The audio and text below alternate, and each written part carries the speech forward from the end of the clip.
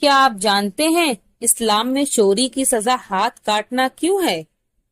اللہ تعالیٰ کے بنائے ہوئے قانون میں سے ایک قانون یہ بھی ہے کہ چوری کرنے والے مرد اور عورت کے ہاتھ کاٹ دو، تاکہ اس سے لوگ عبرت حاصل کریں اور معاشرہ میں اس طرح کے گناہ کو بڑھاوا نہ ملے۔